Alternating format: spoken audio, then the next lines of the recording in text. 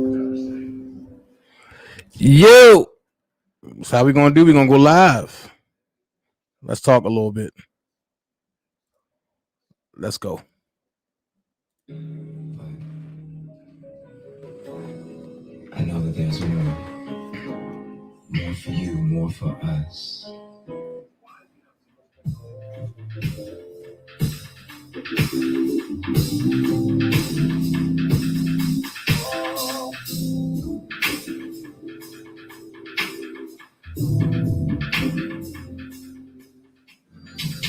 Swimming in you, hey, little mama.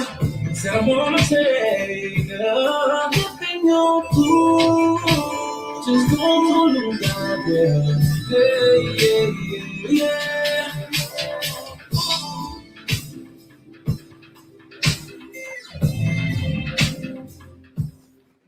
I feel like taking a dip in your pool. Relax a bit, you know what I mean? Sip on a little like Patron. You know what I mean? Swimming in you, swimming in you, swimming in you. Hey, little mama, said I wanna take a dip in your pool. What up? What up? What up? What up? What up? What up? What up, y'all? What up, y'all? I'm just gonna, I'm just coming on here for a little bit just to chop it up with y'all, real quick. It is what it is. I dozed off a little bit, washing clothes, and it's crazy. Waiting for some of the dream team to get in. That's the panel link right there. We just gonna have some fun. We're gonna talk a little bit. We're gonna laugh. We're gonna joke. Things that we do. You feel me? This is the things that we do. So I'm trying to figure out what happened. So what up, fat boy? What's going on? It's been a real crazy today.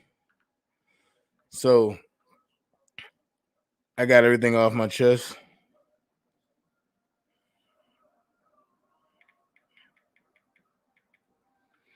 I got some things off my chest. I cannot even mention it. It's passes now. Uh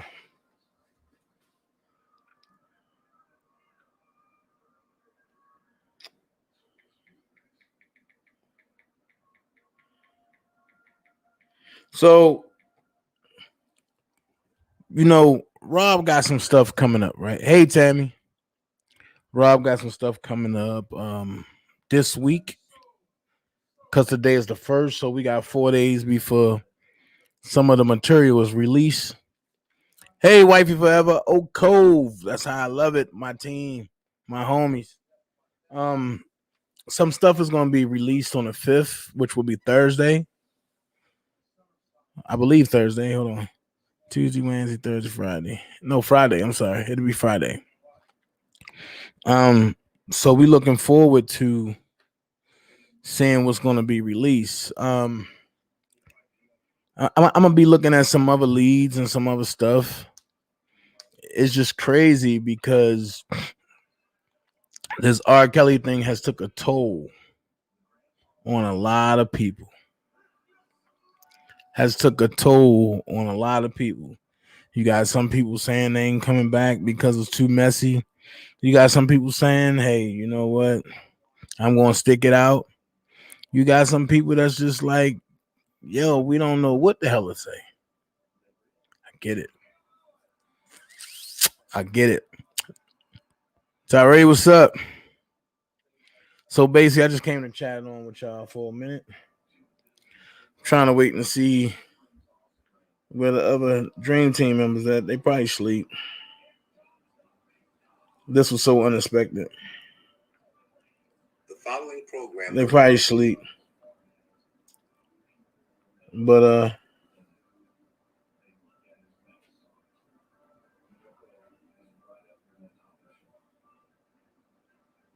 who Who the hell is this?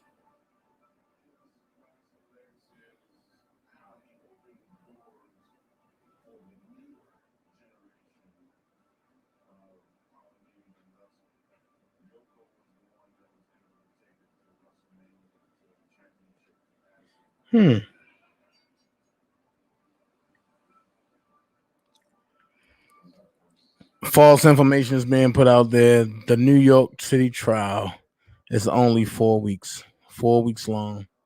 They're not going to no 6 to 8 weeks. People just be lying for no goddamn reason. So the New York City trial is 4 weeks. The Chicago trial is 4 weeks. It's not no 6 to 8 weeks and no bull crap like that. People kill me when they lie like this.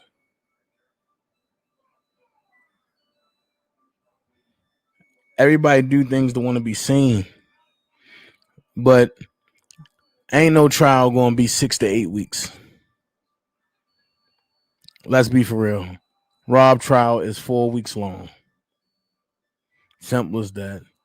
Y'all coming? Y'all that's going to New York. Had some time. Hey Tosh. Hey Indigo. What up, Willie? Y'all that's going to New York. Just be yourself. Go with the people that you're hanging with. Don't do no crazy stuff. Hey Queen. Don't do no crazy stuff. Stay away from the little fake folks. You know y'all know the little bullshit people. Y'all know what I'm talking about. What's up, Justin? Let me see something. Let's see where everybody at. I don't even see that shit. Right. The Gossip Queen. Hello. What's going on? I don't even know who the Gossip Queen is, but hey. I'm live. I'm live.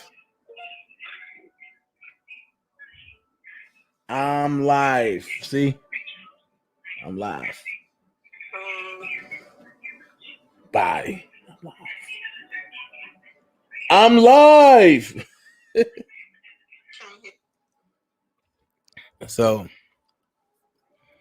she be burning Pillsbury biscuits. Oh, hey, what's up, Shannon? Okay, you changed your name? All right. But yo, when it comes to trial, trust and believe it's gonna be people there I'm not gonna like. I'm banking on it. It's gonna be people there that's gonna be trying to start some shit. But I'm gonna hold out until the last day of trial. Once that verdict come down, then shit, anything can happen after that. Not in a courtroom, but once you step outside, you best believe it's certain people that I'm swinging. I'm gonna put it out there first. And it's not on no dumb shit. It's just certain shit just need to, nigga just need to know. Like, yo, you can't play with certain people. And I don't got nothing to prove, and I ain't trying to prove nothing to nobody. That's what court officers are for. Yeah, you're right. But I ain't playing no games. This trial is gonna be sufficient. It's gonna be on point. Oh no. No, I'm not gonna do that at the trial. Lisa, what's up? I ain't gonna do that at the trial. I'm gonna be real focused. And you gonna know who I deal with because certain people I ain't even gonna speak to. I'm gonna walk right past them, you know what I mean? I'm gonna laugh, I'm gonna hold my head up high, and I'm gonna keep it moving, and we gonna be right there. Front row. I don't know about nobody else, but front row. Cause I don't want to miss nothing. I don't want to, see nothing that's going crazy. He said, keep bail money. Of course, I'll be booking my hotel. Probably sometime late on the day. I'm looking forward to New York, man. I'm looking forward to it. 4 weeks. It's gonna be a long time, a long 4 weeks, a whole month. us doing us. So, you know,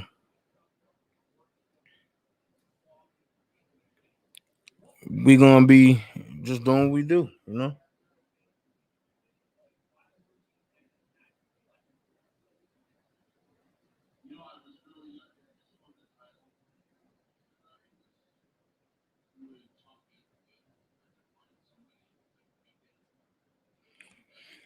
And I'm gonna just go here, man. It's certain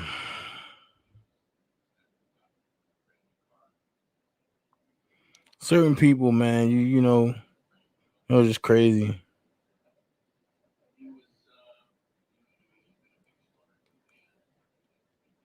This is crazy. This is real crazy. Let me see if I can put this up there. Yeah, you know what I mean. That's a defense fund for R. Kelly. But look, we're gonna have some fun. What up, What up, Sean? Yeah, we're gonna have some fun, man. I mean, ask them dudes to box on live. Everything we make goes to the defense fund, man. But them cats don't want to see that. How is it decided who can attend the trial? Um, everybody can attend the trial. Actually, everybody can attend the trial. It's just that seating, where you gonna sit. You know what I mean? I'm not gonna be bothered with certain people, so I'm not even gonna be around certain people. Um, I'm only gonna be around, real people, people that's real, people that's been there, the real people who rocks with Robert, not none of this clout chasing shit. That's who I'm gonna be with. Um,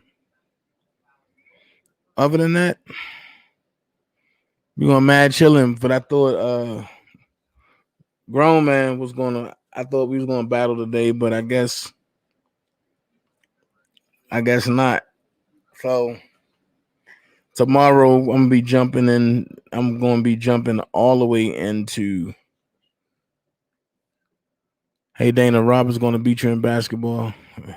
People just say anything. Miss Lady T just want to say something to be saying it.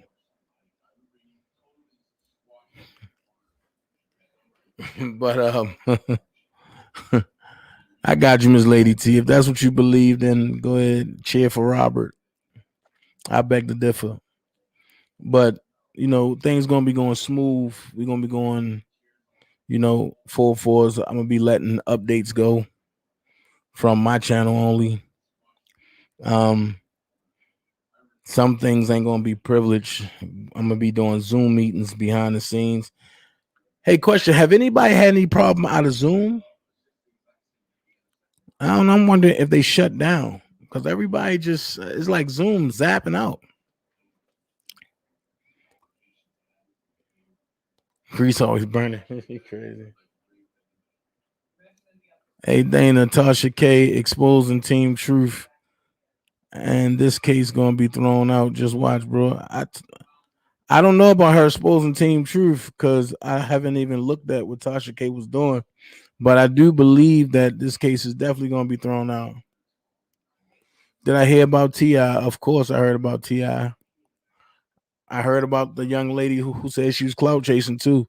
So I mean, so a lot of this stuff, man, is just crazy.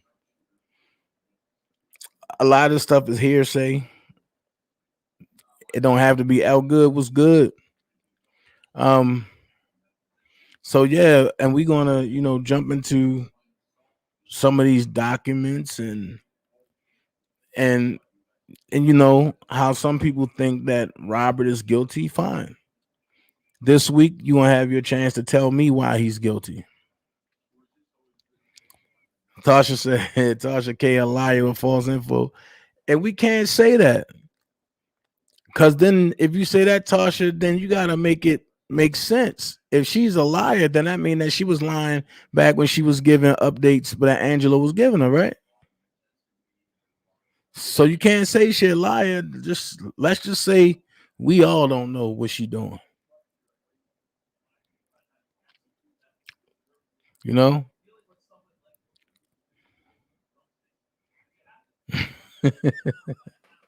Man, y'all gonna get some stuff going. Now she not a liar when she not on y'all side. Man, look, I mean, who knows, man? Look, I can't give a comment about Tasha K. Tasha K got me like 100 followers real quick. She a black people all the time. What hey, George girl, what you mean by that, Tasha? She a black people all the time. What that mean? Tell me what that mean. I want to know.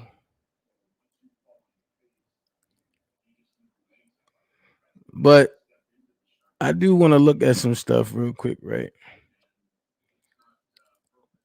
This joint right here. The following program contains. I want to look at this. I want to tap into this right here. Let's watch this president's joint because I never seen it. So I never seen it. So let's look at this joint. All right. That's what we're gonna do tonight. We're gonna look at this joint. Let's see how truthful this is. Descriptions of domestic violence and sexual abuse, some involving minors. Viewer discretion is advised. I can still see y'all comments, so if y'all gonna put something in, just go ahead put something in. I'm gonna still look at it. Be disrespectful to black people. Period. Oh, okay. Okay.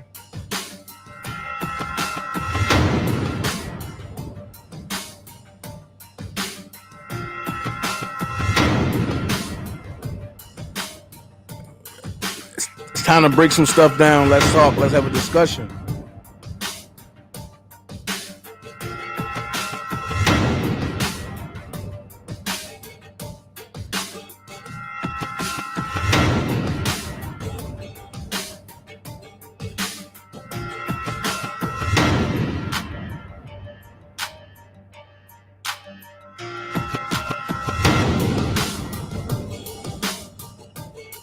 What is? Yes, you did, Vic. Yes, you did, Vic.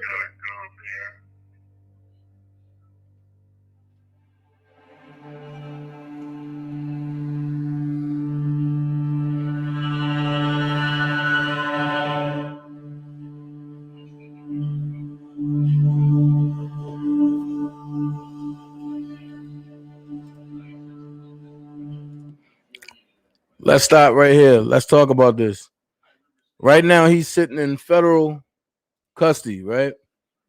They say he's facing a slew of charges, which include kidnapping, forced labor, racketeering, and the Mann Act, which prohibits transporting people across state lines for immoral purposes. Some of these charges are dated back as far as 1999. All right. So he's charged with kidnapping. Let's go here. R. Kelly is not judicially charged. He's judicially accused. Judicially charged means you go in front of a judge and they sentence you. That's judicially charged. Judicially accused means you are accused. People that went to a grand jury found reasonable doubt or whatever, or should I say, but they found reason, not reasonable doubt, but they found reason to come and pick you up and to hold you based on your charges. And we understand that Rob, I guess some of his charges, have been trumped. Or should I say all his charges will be trumped. Because they just piling on. So let's go here. Who did Rob ever kidnap? And while Oak is here, I would love for them to come on. Better yet, I'm gonna do this. If y'all want to come on screen and we can talk, come on.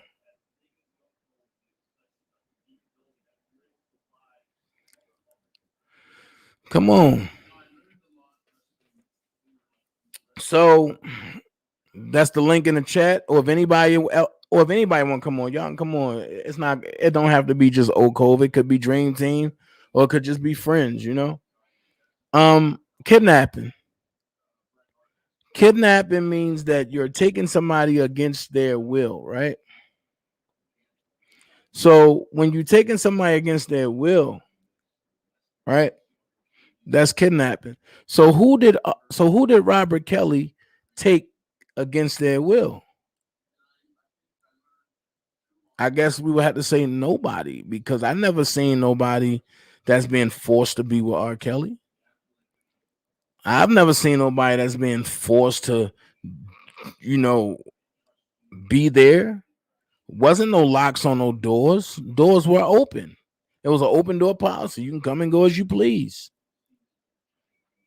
And this is where me and a lot of OCOV members, we differ at, because they believe that he's guilty. I believe, and I believe without a doubt that he's innocent. Do I believe that R. Kelly did some shit like cuss some females out and lie to them and do some stuff? Hell yeah, all of us have, just like y'all women have lied to us. But at the end of the day, kidnapping is going to be thrown out because that's bullshit. Forced labor. Here's the question. By kidnapping, do they mean crossing state lines? Hey, Indigo, that's a good question. That's a hell of a question. That's a hell of a question. Hold on. That's a hell of a question. I'm glad you said that, Indigo. Because how can it be kidnapping, even though it's cross state lines? A lot of them pay for their own flight. So how is it kidnapping if they pay for their own flight to get there? Ask Faith, which is the same as the Mann Act. How is it the same as the Mann Act if you come into me by will, not by force, not by insertion, and not by nothing like that? You're coming by will. So that's going to be destroyed. Forced labor, racketeering. That's one of the big joints. They got to prove that Robert was only on tour to solicit minors, which is stupid as shit. That sounds dumb as hell. Not come and go as you please. It was restrictions to leaving and coming back. Okay, wifey, can you tell me what were the restrictions? And excuse me, because it was an open door policy. You can come and go as you please. If you were told, or if you decided that you wanted to leave and then come back, then okay, that's fine. And you can't just come back like that. I'm quite sure you got to have a conversation. That's just like me and you being married, wifey. And I just be like, yo, I'm coming and going as I please. Sometimes I want to be home, sometimes I don't. And you ain't gonna stand for that. You ain't gonna stand for that. And you're gonna put some boundaries there. Am I right or am I wrong? Now, if I'm wrong, somebody let me know.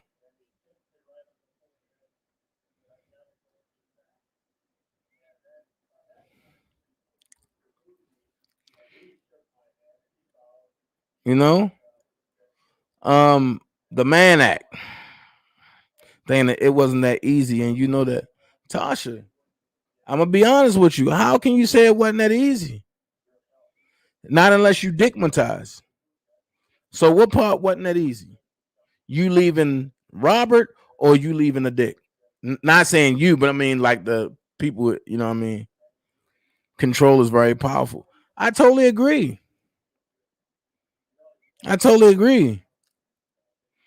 But you can't, let me put it this way. You ain't gonna say I want to be with R. Kelly and not knowing that this man is not gonna settle down with you because he tell you from the jump. And you ain't gonna say I want to be with R. Kelly and knowing that it's not no boundary set. Shit, we don't have that status, and we set boundaries. Wifey's a mature woman, not a teenager. That's a okay, Indigo. I totally agree. She is a mature woman. But who were teenagers? I mean, 18, 19. Yeah, they got teens on the end of it, but a lot of them are grown. Let's talk about it.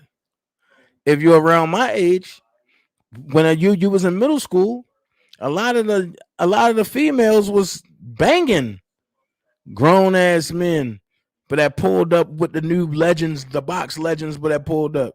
But let's keep it 100. Control is very powerful, Tasha, but you gotta have a mind and you gotta have a will, and you ain't gonna let nobody do whatever you want to. I mean, whatever they want to you, and you can't have that type of self-esteem. Age is the great debate. I totally agree. I totally agree.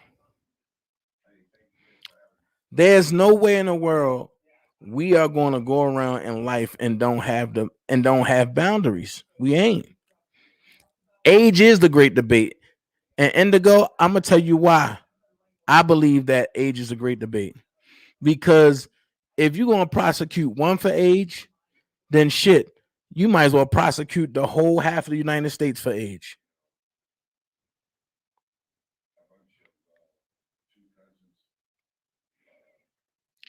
And my thing is, a lot of people, and I keep saying it. My son was 35, and whoa, wait a minute. The fuck? What? My son dad was 35 and I was 17. Okay, Gossip Queen, but let me ask you this. How did your parents take that? Was there any backlash towards you?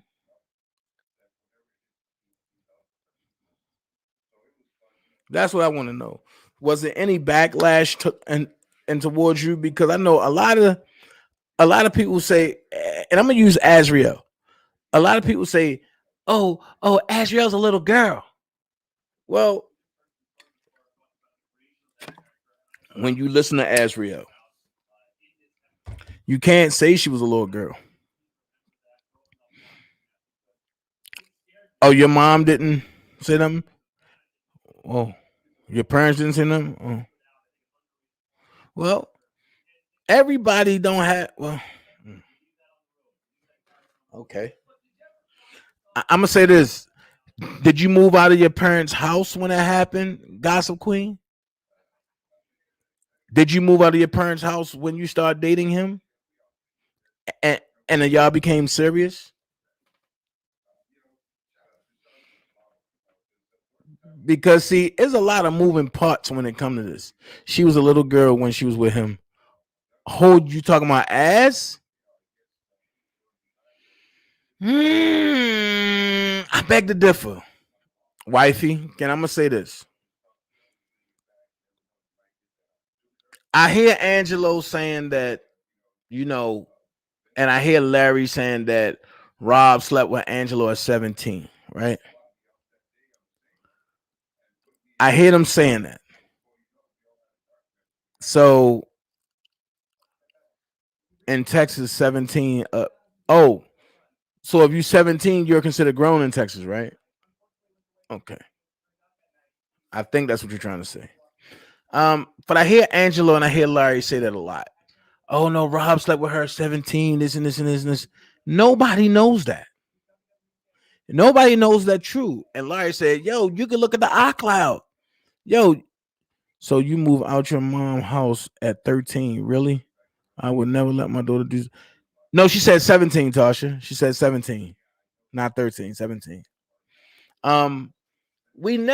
Nobody can never tell if Robert slept with Azriel at 17. And I'm gonna tell you why. Because Azriel said it didn't happen. And then Robert said it didn't happen. Even after Azriel got mad, she still held to that and said it never happened between me and him at 17. She still held to that. So you got to hold on to what a person is saying, especially if she's supposed to have been the victim in that. At the end of the day, here's where the rubber meets the road.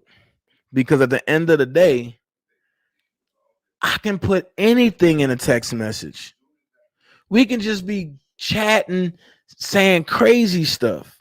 You can't hold me accountable for something that's in a chat or something that's in a cloud that never really took place, or you don't know if it ever took place because neither one of us is saying it happened. It's just saying like, oh, what if, or oh, I did this, or let's go here. Let's just say, yeah, I did sleep with such and such and such, and it comes up in a cloud. Can you prove it? I can just be capping. You know what I'm saying? I can just be capping just to turn the next person on, just so I can get some booty. So these are the diameters that everybody have to look at. Do you know what will happen to a grown adult man that came near me as a teenager? My brothers and his friends would take him for a ride. Indigo, I'm going to say this. You had brothers, probably uncles and dads and his friends that were overprotective of you, and that's a good thing. Because nowadays, you don't know nobody's intention. But I'm going to say this, Indigo. If you were 17, right?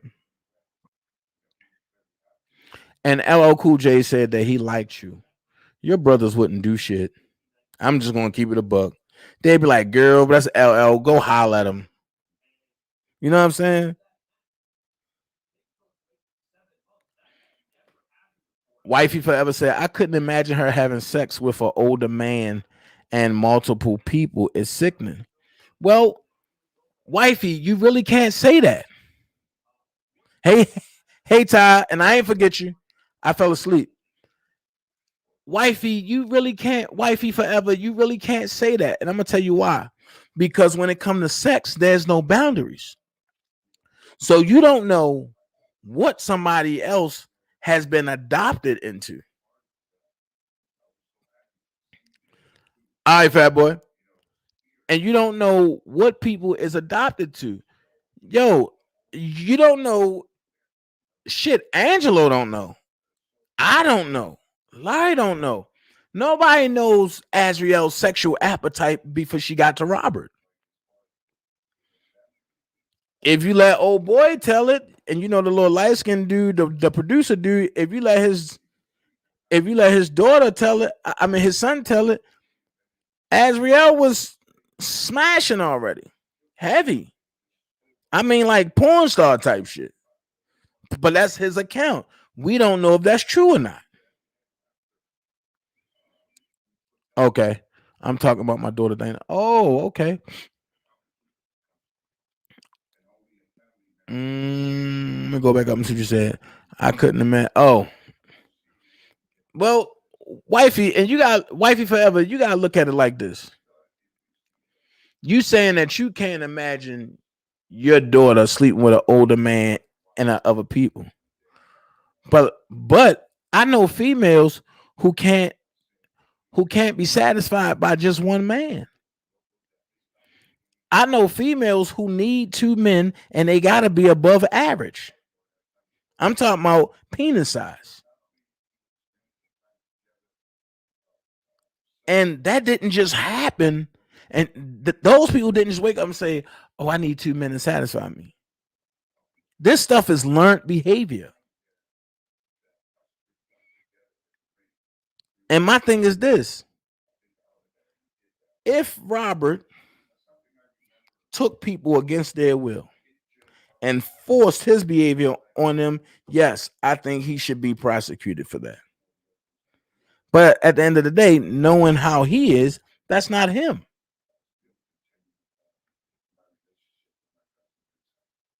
And then I'm going to go here. What man that's not submissive, that's an alpha man, is going to let a female be dominant to them in the bedroom? These are things that y'all got to be realistic about.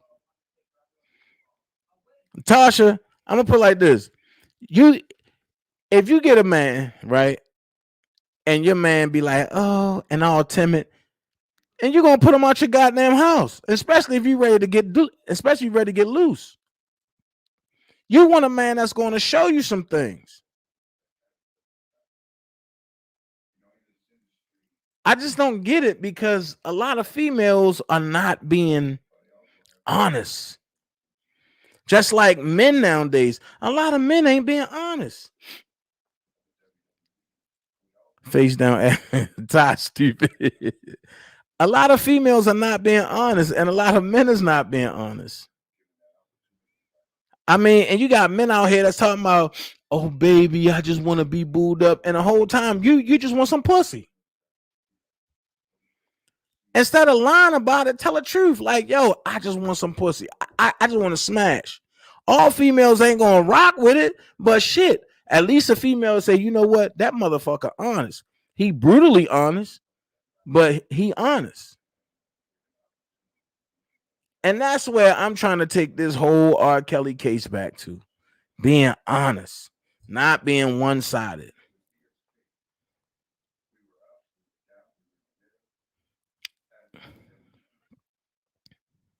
Dana, I was in a relationship for 5 years and his whole life was a lie. And you know what? And I'm going to be honest, Tasha. If you would be transparent for a second, you will answer this question correctly because I've been there. That's the most hurtful shit that you can ever go through. Am I right or am I wrong? And the reason why I say it's the most hurtful thing is because you give yourself to this person.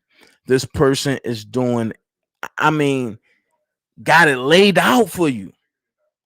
You thinking this person is one thing, but then when they get comfortable, that's when they start slipping up. And I go for men and women. When they get real comfortable with you, that's when shit start slipping up. Hey, Doris, if a person get real comfortable with you, don't even say shit. Just watch the way they move. My daughter listening and talking about right. She said these dudes weird. She just turned 17 a week ago. Then tell I said hey. Tell I said hey. Man, Dana, this been since December 31st. Wow, this is fresh for you then, Tasha. Ooh, so you still going through your first trimester of feelings. Tasha, do not Tasha, do not bust that man head with a bat. Trust and believe, do not bust that man head with a bat. See, and that's the crazy thing, because guys be like, oh, that female crazy. But then when I start talking to guys, I will let you talk. But then I will ask you, what did you do? Then they be like, huh? No. Ain't nobody just gonna come out and zap out like that and be all crazy and shit unless you did something. Same thing go for women. I'll let the women, oh, that motherfucker did this, he did this, that's all he wanted is my booty, that's all he talk about. But wait, what did you have on when he got your number?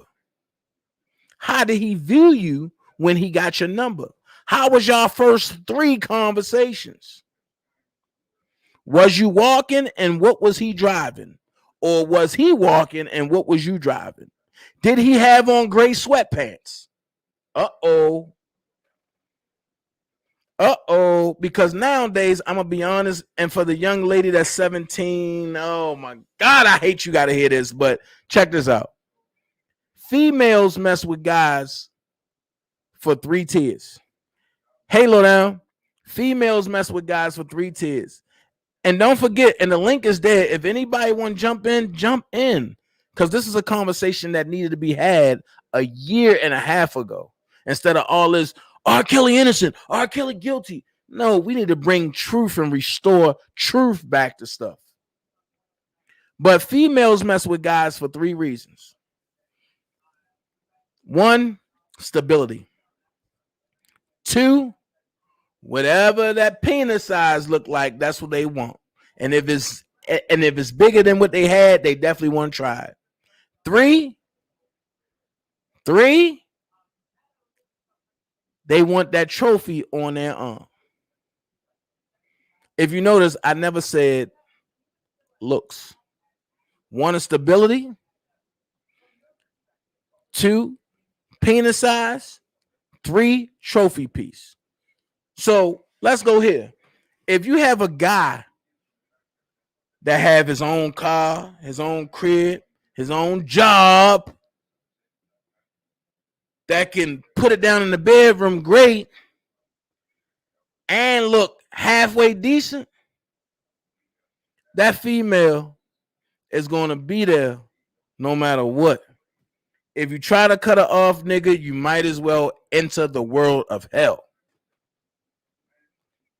Tasha said, but it's not about the size. Tasha, you're a liar. And I'm going to be the first one to tell you. To female, size matter. That's just like, and if I'm lying, I need females to tell me I'm lying. And just like for guys. Okay, I got you. I got you, wifey. Just like for us guys. If a female is too stretched out because she's been ran through, we ain't gonna stay there because we can't get that fit that we looking for. Now I'm about to break the man code. Okay, Tasha said, well, not with me. Oh, but Tasha, you know what? You're different. You're like one in a haystack. But I'm gonna say this: if you're dealing with a guy who can't satisfy you sexually, you ain't gonna be there long. Am I right or am I wrong, Tasha? If you used to a 6 and you getting a 3 and the head game trash, you out.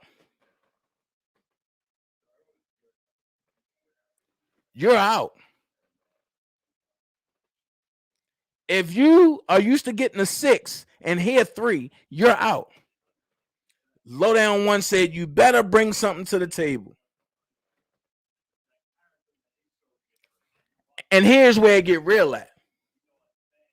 I'm glad you said that, low down.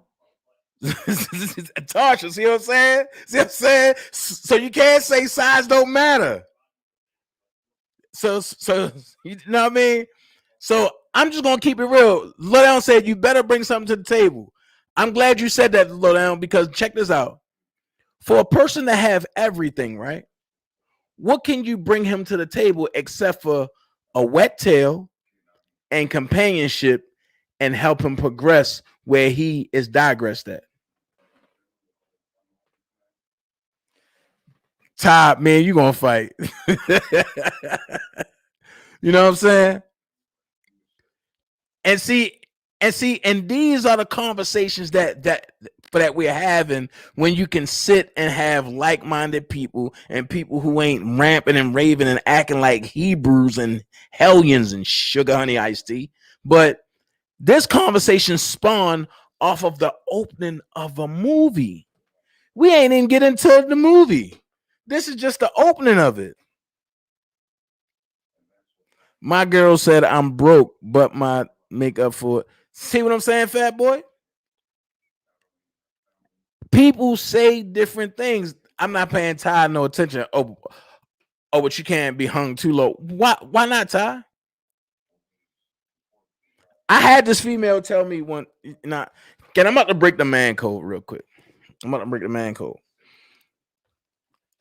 I was dealing with one of my exes, and you know how Facebook do memories, and my picture came up for a memory, and she put over top of it,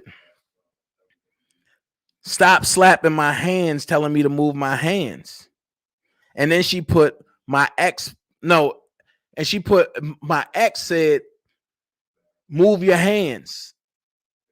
And then she said, stop slapping my hands. And then my ex said, move your goddamn hands. And then she said, no, get out of my cervix.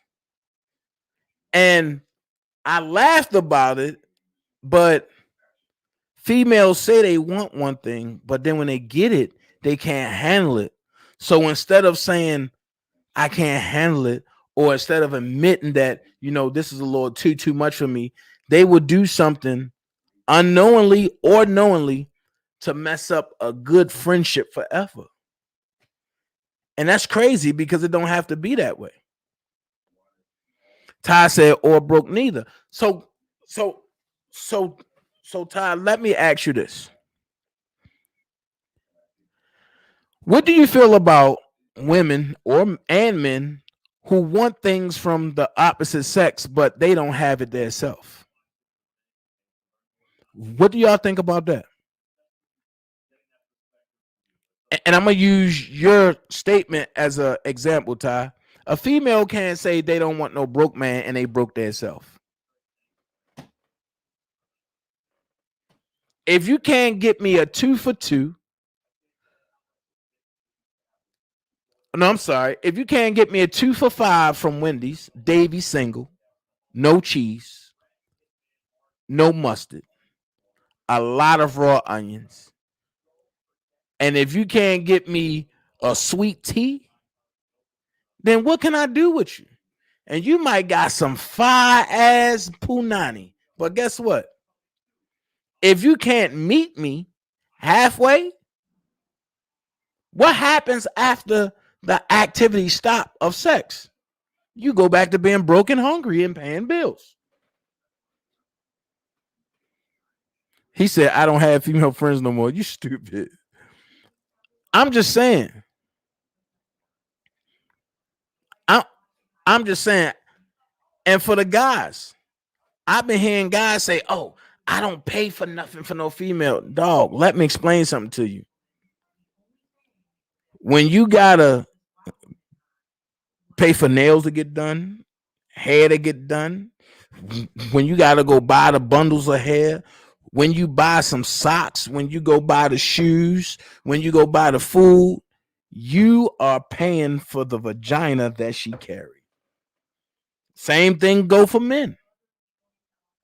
When a woman say, I don't pay for, when you pay for a guy to get his hair cut, when you pay for, when you put the gas in your car that he drive after he drop you off and you know he don't got no job, when you go buy groceries, even with your EBT card, and he eat all of your kids, Lil Ray Ray and Lil Pookie food and snacks and stuff, you paying for the wood.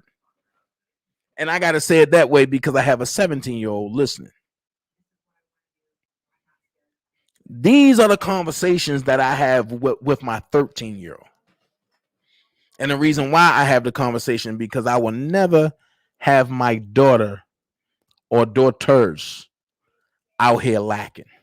Never. Some of these characters on YouTube, I look at that and say, and I save their lives and I show it to my daughter and I tell her, if you ever bring anything like this in my house, I'm gonna shoot you and them. I'm gonna shoot you and them. But I'm gonna say this: you have a lot of young females that like older men because they are lacking the discipline of their father in the household. Uh-oh. Now, if I'm wrong, tell me I'm wrong. I'm gonna say this: 85% falls under that category. The other 10% falls under they just want to be promiscuous. The other 5% is I'm just doing it because my friend's doing it. She said, been with my husband since I was 15. I'm 41. Wifey forever. I have a question for you. How old is your husband? And see, and this is the content that nobody ever wants. We have 3 kids, biological, and 2 grandboys. Okay, how old was your? Wait a minute. Your husband was 45 when you. Wait. No, I think I asked, how old is your husband? Okay. I'm sorry. So if you're 41 and he's 45 and you're 15, but I mean, he was 19 when y'all got together, right? Hey, Angie. So that means he was 19 and when y'all got together. Did your parents have a problem with that?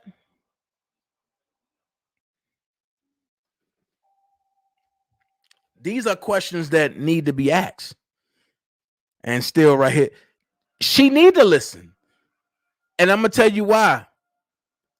Because if little girls knew how guys run game, it would be a lot more accountability being held. Just like if little boys knew how older females run game, it'd be a lot more accountability. See, that's not bad, wifey. He was 4 years older than her, Tasha. He's 4 years older. But I'm gonna ask you this.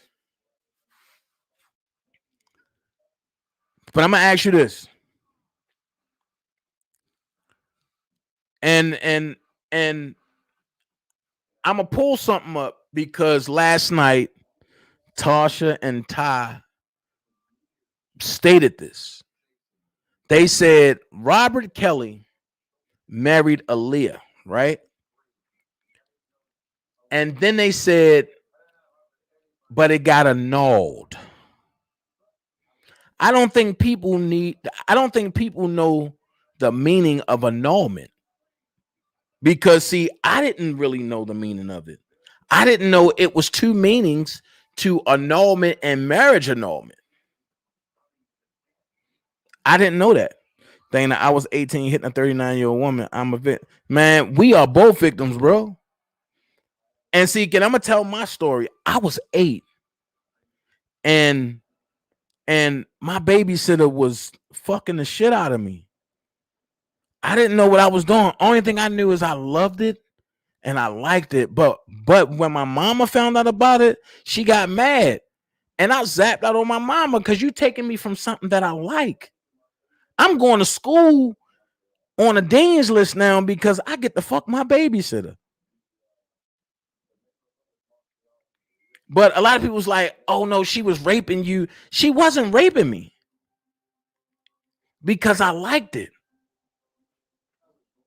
See what I'm saying? I was 8. She was 26.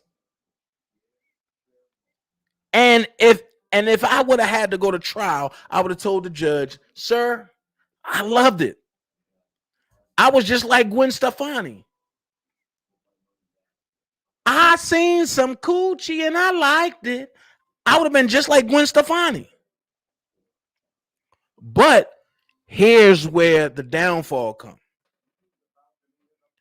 Ever since that happened, regular sex is not satisfying to me. Regular sex is not satisfying to me.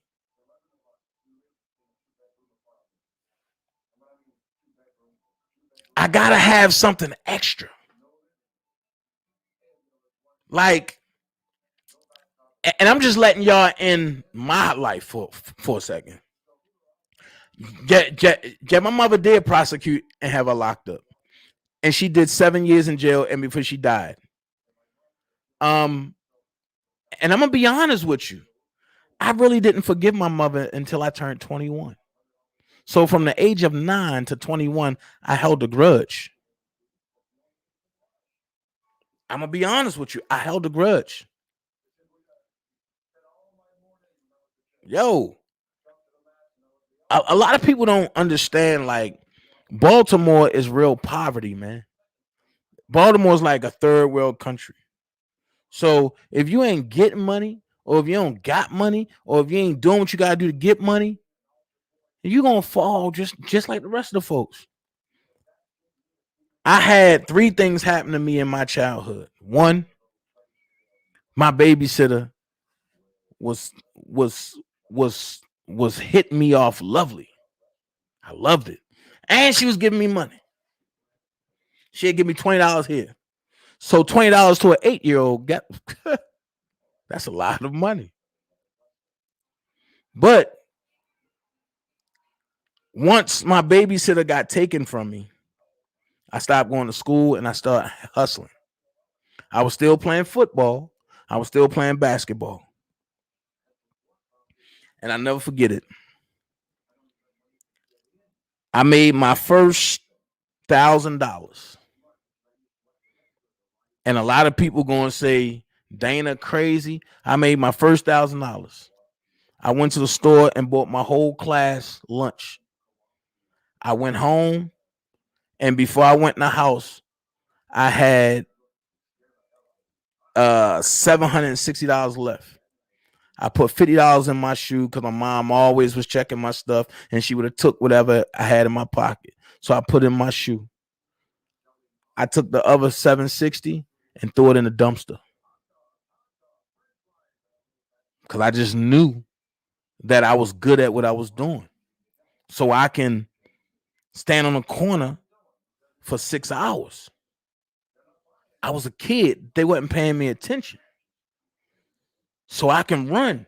Here's 3 valves. Here's 4 valves. I can go to the hole. Yo, I got what you need. The people coming in. I can go hit the other. I can go hit the other nigga hole. Tester's here. Come down. I can do it. At 8, I was raped by my cousin. I spent the night with them. I'm 52 now. It still crossed my mind. I have a daughter, 3 granddaughters. I do not like to sleep in at no one house. Exactly, Georgia girl. Exactly. But this is what I tell people. Like, when you go through traumatic stuff like that, you will always have them thoughts in the back of your mind. I mean, with my babysitter, she was turning me upside down. She was doing some shit. So then when I got in middle school, I'm trying to do what she was teaching me.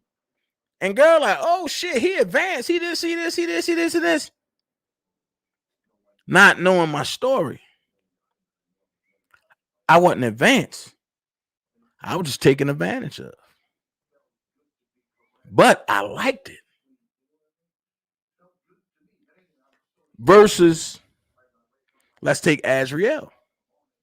Versus, she wanted to go. Did she know what she was getting into? Probably not. But she knew that she was going to be with Rob. She was going to sing. She was going to do whatever it is.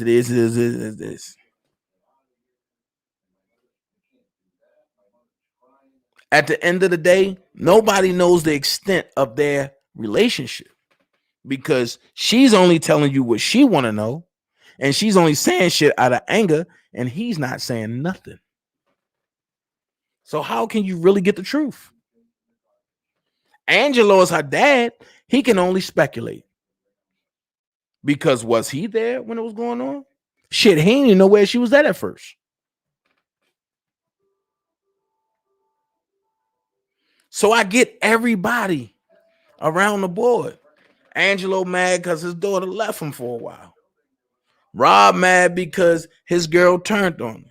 She mad and she confused more than anything because her whole world just did a whole 360 and she don't know what the fuck going on. But I have one question to ask people. And the question that I have to ask about this R. Kelly situation is this right here. How come only the ones that left that really wanted to stay but left have a problem with Robert? Nobody else got a problem with him.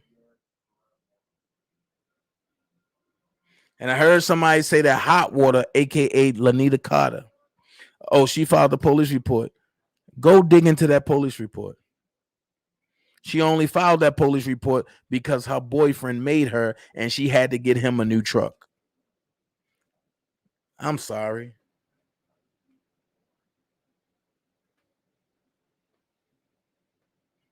I'm sorry. You can't tell me you going around the world broadcasting you like sucking dick, but then you get a chance to fill in for the real hair braider. And then you make up this elaborated story saying, oh, he grabbed me by the back of my neck and he did this, he did that. Everybody have a monster in them. But let's be for real. ain't nobody gonna do nothing to violate you unless you open up some kind of communication door for them to do sexual acts. That shit is not normal. Police reports were made. Wifey forever. I'm gonna say this. Lanita Carter made a police report only to cover the shit that she was doing for her boyfriend. Now, Tiffany Hawkins, I don't know. But I'm going to say this. How can you explain staying with a man in the studio for 3 whole days and your mama don't say nothing and you is carrying on everyday business like nothing never happened? But when he walks away from you, now you want to be violated. I'm a victim. He took advantage of me. Here's my question. That's why it's called sexual assault. Okay. So here's my question, Indigo. If it was that bad, right? Why do it always have to end in monetary gain? Why can't y'all just want to see some shit happen just because it happened? Why can't y'all just want to see justice happen just because justice happened? Why do it all have to end in a bag?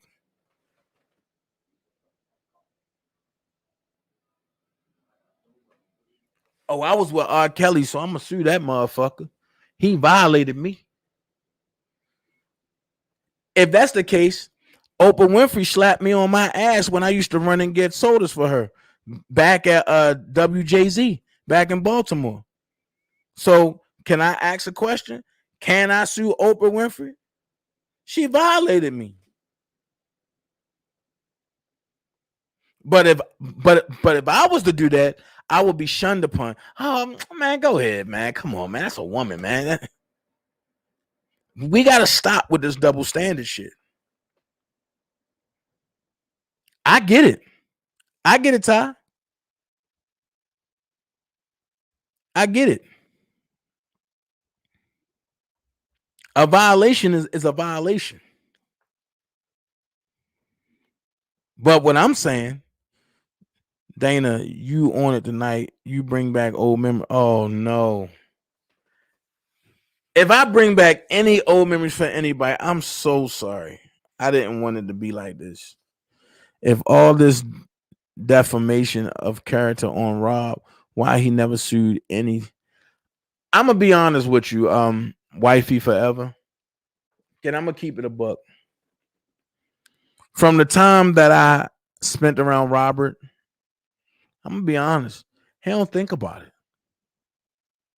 Out of mind, out of sight. And this shit might sound crazy as fuck. He have a complete pattern that he follows every day. So it's really weird. Hey, G Kid, it's really weird that he can have time to do all of this when his pattern includes all of this. And I'm not talking about something that I just seen for a day. No, I'm talking about I seen this pattern for years. And the only time his pattern is interrupted is when he had to go to court.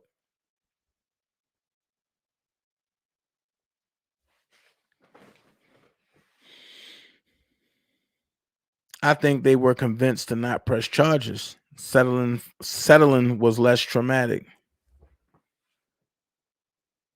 Indigo, we can agree to disagree on that, but let's go here. Let's just say you're right. Who convinced them?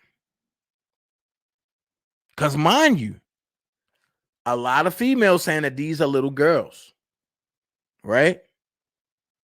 So was it the man that convinced them, or was it them thinking, oh, I'm not going to get this dick no more?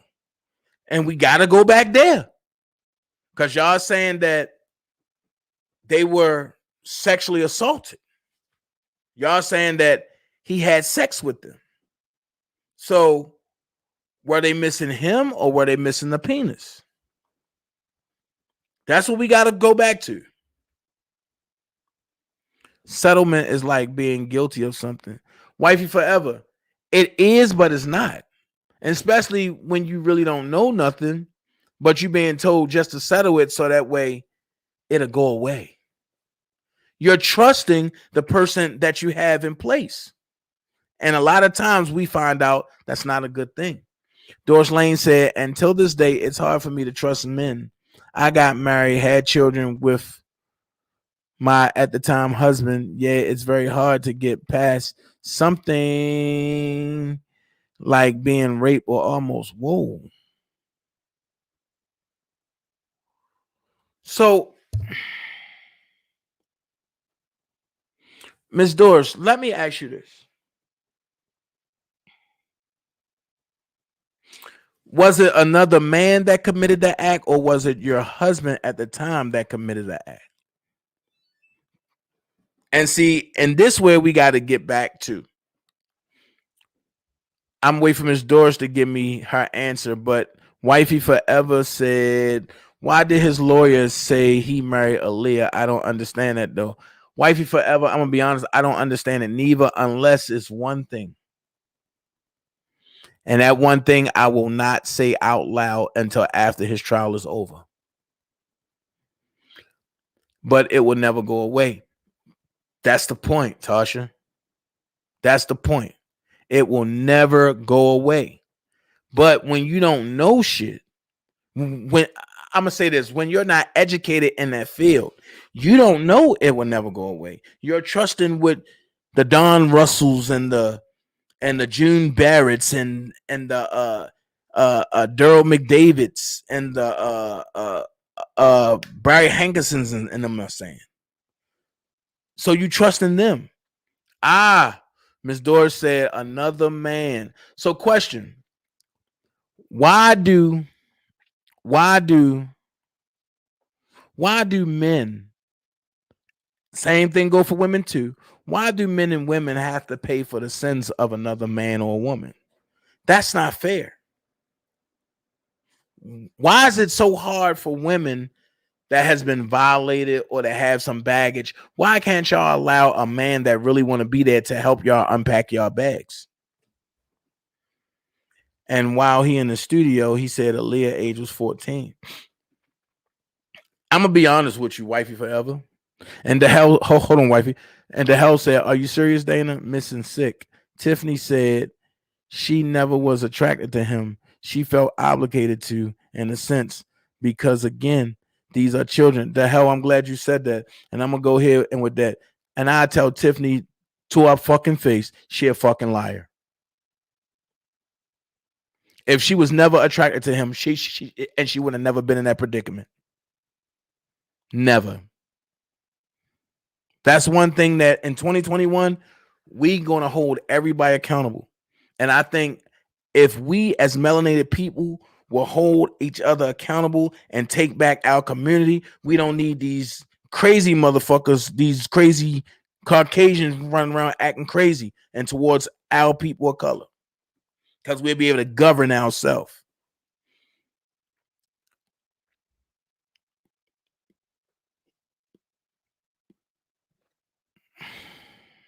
Who told them that? And the hell, I'ma definitely tell you, sub chat. Hey, got me up late. Hey, look, I'ma definitely tell you, Tiffany is lying. Tiffany is bold-faced lying. Can I live by somebody that knows Tiffany personally that said that she's a fucking liar. She got mad because Robert walked away from her. And then she linked up with I don't know why Gloria all right on my mind. She linked up and with Susan Loggins, and Susan Loggins was getting paid 33 1/3, and Daryl McDavid and was getting a cut of that. I want to say a fourth. Boy, y'all be giving me commentary for my videos. We are talking about volunteering to give all versus not. I can volunteer to give all. When and to who is my decision, and it's protected by law. Okay, Angie, but I'm glad you said that, because we just talking about anything right now, any and everything. If you decide to give somebody oil, right, and they stop fucking with you, and you come back some years later and say, I want to press charges because he made me give him oral sex, do you realize that they're going to believe you over a male going to go do the same thing that a female will do? It's a total double standard out here. And until we get everybody on the same playing field, it will never be balanced. Dana, you right about when I said beside my ex-husband, all I had going through my mind was almost being raped, and I stayed with my husband for 19 years before I left him. Nothing to do with him. It was me. Wow. Miss Doris, let me ask you this. Are y'all good friends now? Are y'all at least good friends? Because that's a hurtful thing. You was molested at 4 years old. Sorry to hear about that, Shannon. Question: was your violator ever caught and prosecuted? I'm glad you said that, Dana, about holding people accountable. Why can't you hold your Rob accountable for the things he have done to children? Hey, the hell, one thing I'm gonna say is this: I've never seen a child around other than his own kids. And I don't know about nothing that he did to his own kids. So my thing is, I can't hold somebody accountable if I never seen it. Hearsay is hearsay. Indictments is something that came from another person's account, meaning another person's mouth. We don't know if that person fabricating some shit, and we don't know if that person telling the truth. Look at Emmett Till. Emmett Till lost his life behind a lie. Let's look at more and more people now in jail that's now starting to come out, and they saying that, oh, this guy ain't never do anything to me. So until some hard facts is proven, I'm not moving my stance, the hell. That's just like saying, okay, we need to get Angelo locked up, and because it's in his paperwork that he sexually assaulted a teenager. We don't know that. We don't know what happened. So we can't just jump on somebody's bandwagon if we really don't know what's going on.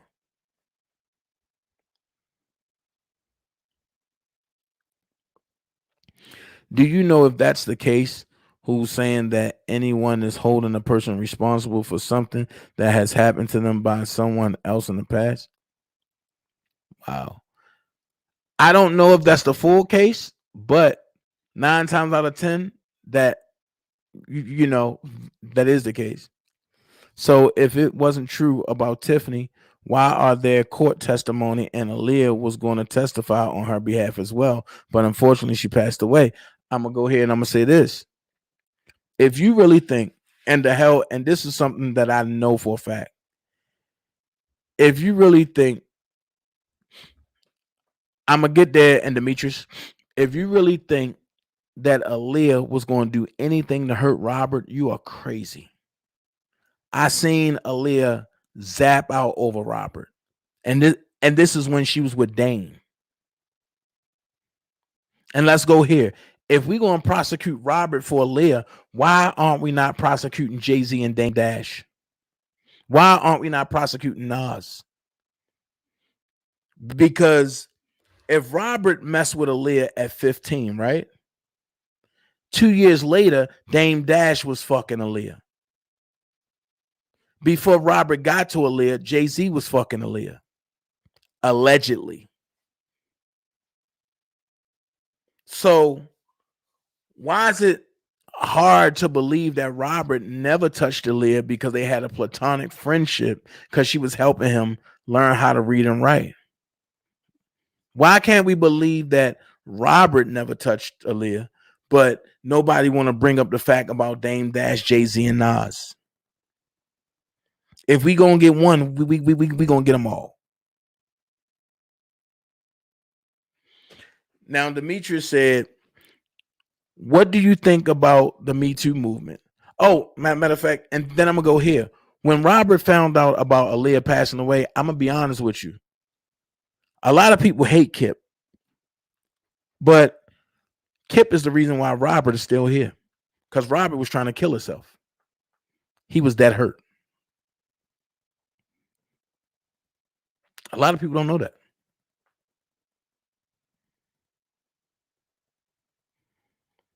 Their friendship was way more than what anybody can imagine. Demetrius Elliott said, "What do you think about the Me Too movement?" I think it's bullshit. That's what I think about it. It's a refurbished women, right? It's a refurbished women movement group. And the first Me Too movement group was established in 19, what was that? I don't want to get the date wrong, but when Martin Luther King did the bus boycott, when everybody boycotted that, the first Me Too movement was to counteract that. And it was by this old short white lady who came out and slammed the current Me Too movement. Because the Me Too movement, it's not designed to help women. It's designed to take down powerful men, which is all part of the Obama administration, aka Joe Biden administration. Gossip Queen, thank GA. Okay. They going to do their investigation before they pick the case up for any rape or allegations. Wifey forever, I'm going to say this. True, but not true. If they can get him to plea, their work is done.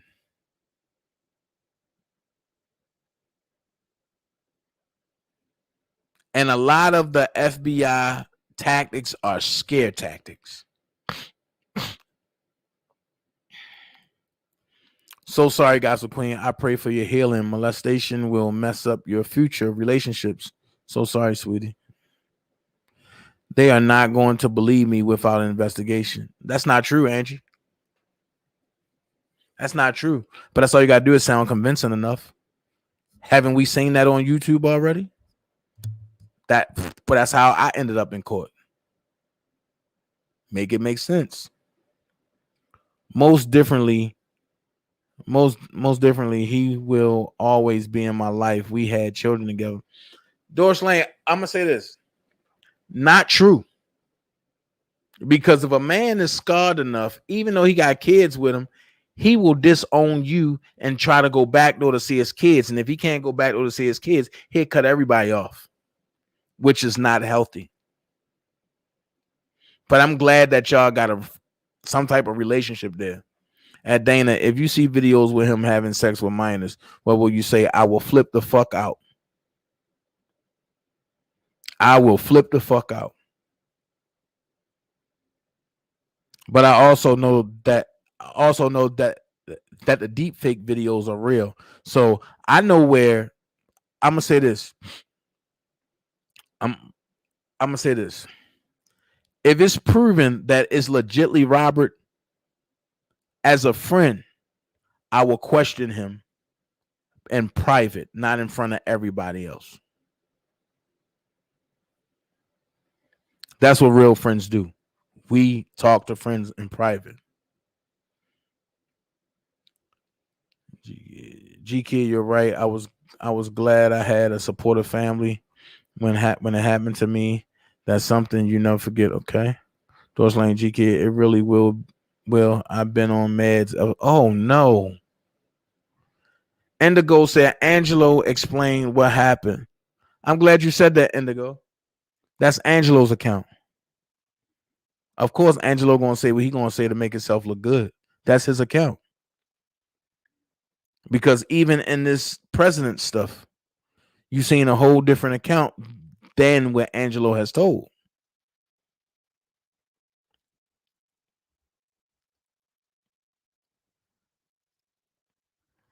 You know what? I believe you there. You might have not seen nothing. A lot of things you saw and did not see. I don't want you to change your stance. Just trying to understand how y'all think. And the hell, I'm gonna say this. If it's some stuff there, I'm gonna see it because I'm not missing a day of court. But I know what the prosecutor for the federal government said. I was sitting right there. Larry told y'all. Dana was sitting right there. The lady said, we reviewed almost 25% of the tapes that of the devices that we recovered. The judge said, so why y'all don't want to hand it over? And the lady said, sir, the stuff that we have will help him. We ain't trying to help him. We trying to prosecute him. Once I heard that, hey, so I'm going to ask you this, the hell. In the event that he's found not guilty, what would your stance be on that? Will you still think that he's a bad person? The issue is people believe documents with Kells and not documents with other folks. I don't believe not without real evidence. Documents can say whatever. That's true. And Angelo paperwork, he frisked for wires and it was dismissed. It's in the paperwork. No.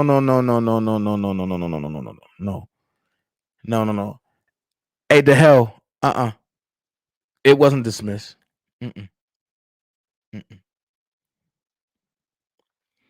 She was grown when she dated Dame. No, that's not true, wifey. She started messing with Dame 2 years after the annulment with Rob. So if she was 15 when she got annulled with Rob, that means she was 17 messing with Dame. And as y'all say, wifey, that's still a kid, right? That's what y'all trying to say about Rob. That's still a kid. So why is it good for the goose but not for the gander?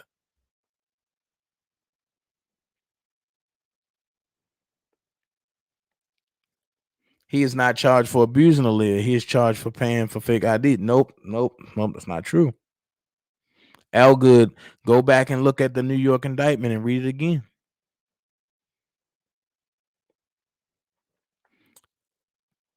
That Mann Act is coming from Aaliyah. He had her going across state lines. That's what they're trying to say. I would never believe that, Dana. And she was grown when she started messing with Dame. I put on Everything I Love. She started messing with Dame 2 years after the annulment with Rob. If you go back to who show was that on? It was a podcast show. And matter of fact, and Dame broke it all the way down. Because even on the Big Pimpin' video, Rob said, this feel awkward to me.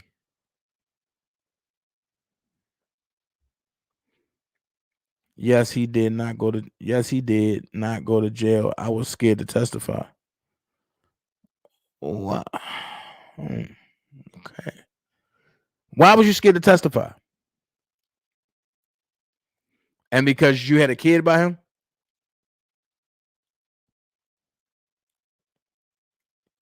Oh, Demetrius, I'm gonna go there. I ain't ducking nothing tonight.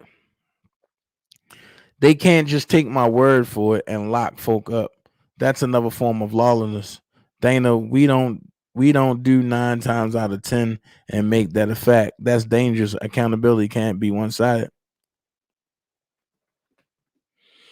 I'm glad you said that, Angie. Because you don't see this R. Kelly case being one-sided. You don't see the Bill Cosby case being one-sided. You don't see the Cuba Gooding Jr. case being one-sided. Let's be for real. R. Kelly got picked up and prosecuted off of a TV show. Make it make sense.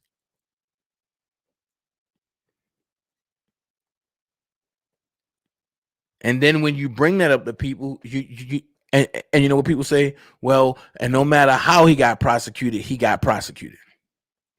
Well, he didn't get prosecuted. He just got picked up, and now he's being held. At this point, all I can say is you will make a great character witness. Child, y'all have a good night. Thank you, to hell. Thank you so much. Have a good night. Man. So let's jump back into this real quick. Let's play a little bit of this real quick. Let's see what's going on. Let's see. Can I play it that way? No. Yes. Maybe. All right, let's get rid of that. Let's jump back into okay. This is how you play it. I'm sorry.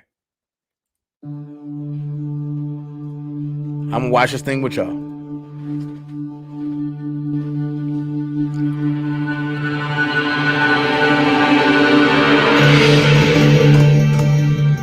He was one of America's most celebrated singers, working with some of the most talented people in the music industry. I've written for everybody. I've done things for everybody. I'm 31 in the game. His list of credits with artists included Michael Jackson, Whitney Houston, Celine Dion, Lady Gaga, Jay-Z, Kanye West, Mary J. Blige, and many more. His songs have both sexualized some as well as inspirationalized others. But within those songs were messages that left thought and interpretation dependent on the listener, as most great songs do. The titles that would inspire you to believe you could fly, and titles that would also give you permission to be feeling on your booty. Kelly's songs all seem to have their own personalities, telling stories within a story that oftentimes push the envelope and barriers of the sexual revolution. Delightful, yet different. Definitely deliberate, combined with a past that released him of his troubled confines. My mind's telling me no, but my body's telling me yes. Baby, I don't want to hurt nobody, but there is something that I must confess.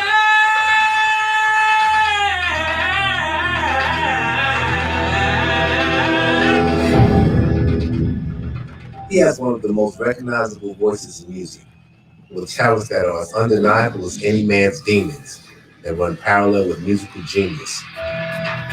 This is the opinions versus the facts, the truths versus the lies, and the makeups of remarkable to repulsive.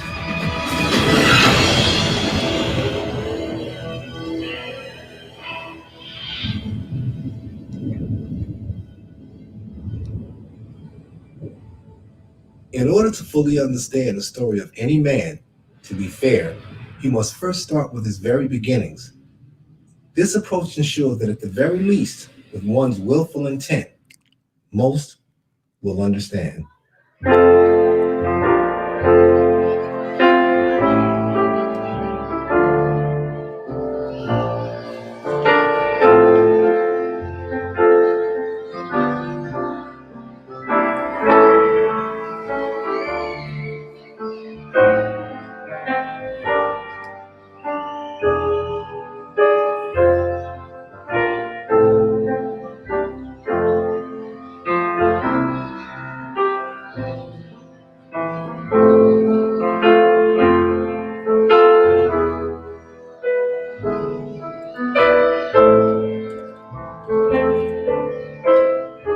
R. Kelly, born Robert Sylvester Kelly, entered this world on January 8, 1967. The 60s were trying times, especially for Black people. There was always relevant questions about race, freedom, equality, and justice. It was also a time that seen a Black revolution that screamed being Black and proud.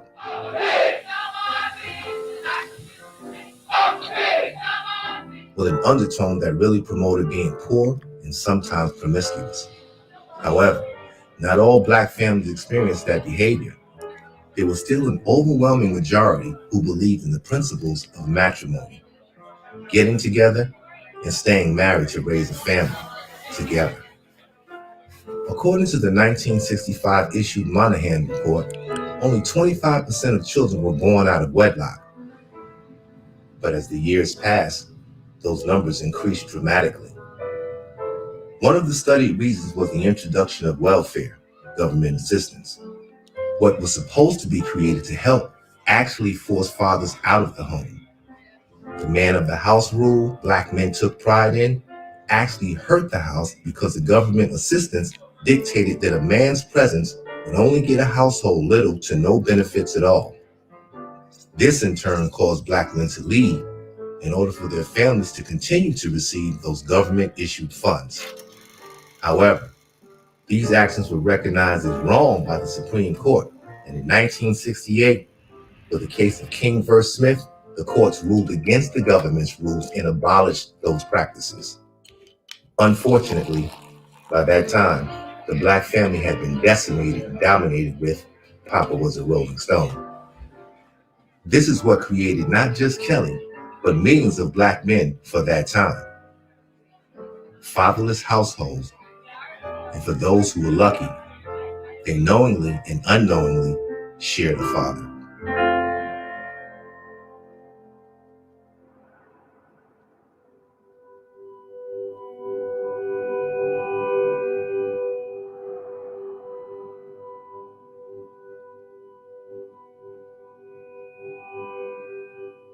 I'm Cassandra Kelly, sister of Robert Kelly. I'm Lisa Kelly. I'm Robert Kelly's sister on his father's side.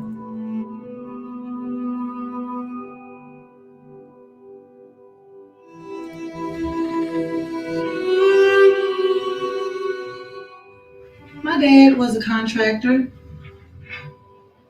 He was a pastor as well as an ex-vet. He had his hardships in life, and he didn't deal with those demons, and so therefore we had to go through a lot as children because he had those unsettled issues within him. My mom, they were together for a while, but there was a lot of things that I feel like my mother shouldn't have had to take. He would drink, and when he got drunk, he would be abusive to our mother. It happened quite often. And to see that kind of thing happen as a child is kind of scary. For example, me, it was hard for me in school because I'm thinking, oh my gosh, when I get home, my mom, she's gonna be dead. He used to beat her. As I started growing up and becoming an adult, I realized he had a secret. And keeping that family secret is one of the main reasons he had an alcoholic problem.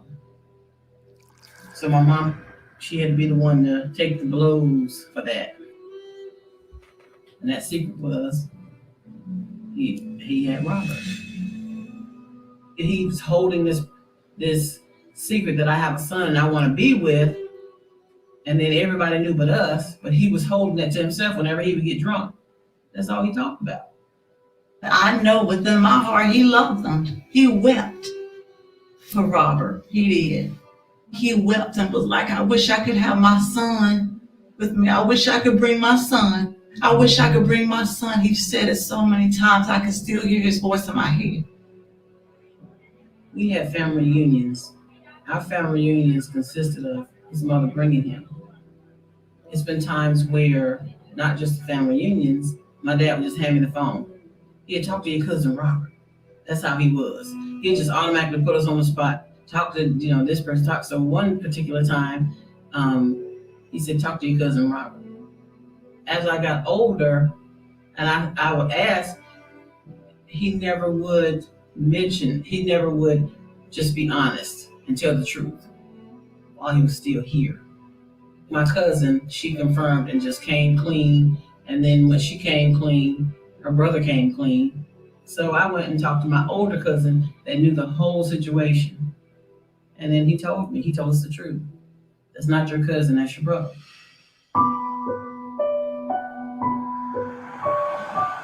So we finally got in contact with him. Lisa and I, we flew out to Chicago. One of the first things that he asked about, did he ask about me? That thing hurt me so bad because he deserved to have that.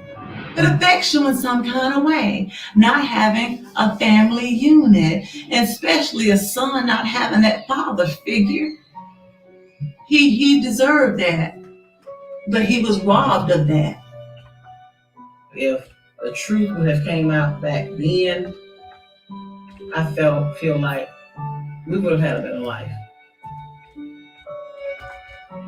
My father, he acted exactly the same way Robert did.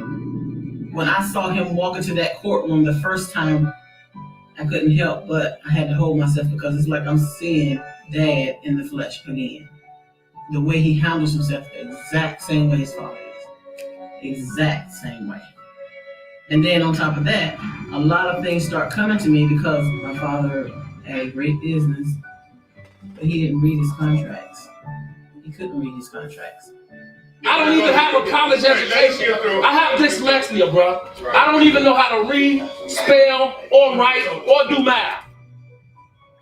As I got older, I worked with him in the family business, and he got ripped off a lot because he didn't read his contracts prior to me, and I would try to pick up the pieces. He would just do things on the whim, make investments on the whim. And that's it.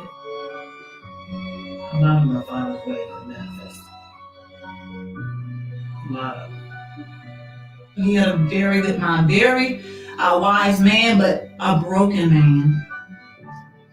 A broken man that did not get the correct help that he needed in his life and was broken. And unfortunately, like I said, he didn't get the help that he needed.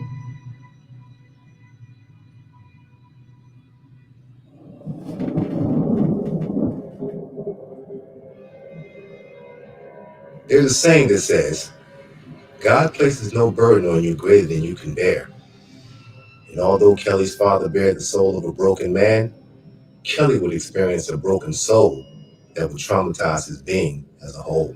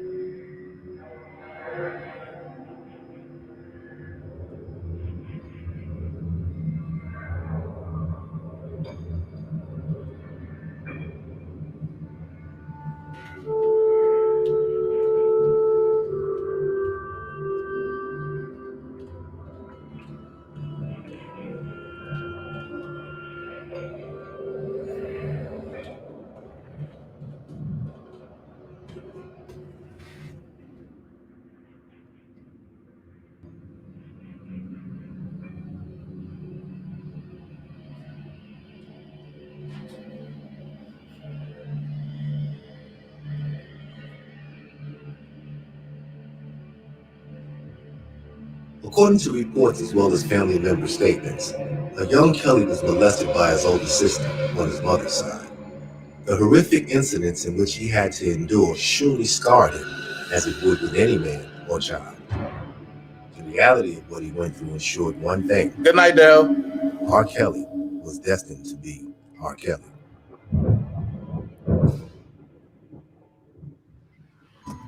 Robert Sylvester Kelly started out like any other kid coming from less than humble beginnings. He'd often sing and perform on the subways of Chicago's mean and gang-infested streets to perfect the love and voice of his yet-to-be famous craft, learning lessons that only the streets could teach informally. But for the formal, Kelly attended Kenwood Academy in Chicago's Hyde Park neighborhood, a place safer than where he'd shuttled from, and a place where he'd learned the values of encouragement to achieve in music. Prior to that, he had a love for basketball and dreamed the dream most kids his age did, becoming a professional basketball player. That dream changed his direction with the help of a teacher who'd seen his undeniable talents, and after performing in a school talent show, Kelly seen the adoration and approval of the female schoolmates and became hooked on what type of attention that could bring. As he pursued and perfected his craft, he joined forces with 3 of his friends and recorded and released a single called Why You Wanna Play Me. Shortly after the song was released, the group disbanded and Kelly signed a solo deal with Jive Records and teamed up with a group called Public Announcement. Kelly stayed with them for a short time and separated from them in January of 1993. From there, Kelly would return as a bona fide solo artist and released his first project, 12 Play, on November 9th, 1993. That album produced his first #1 single, Bump and Grind, which spent a record-breaking 12 weeks at #1.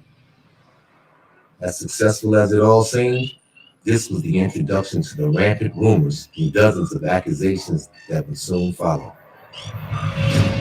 In 1994, Kelly married Aaliyah in a secret ceremony held in Chicago. Kelly was then 28. See the lie? Aaliyah listed herself as 18, when in fact, she was only 15.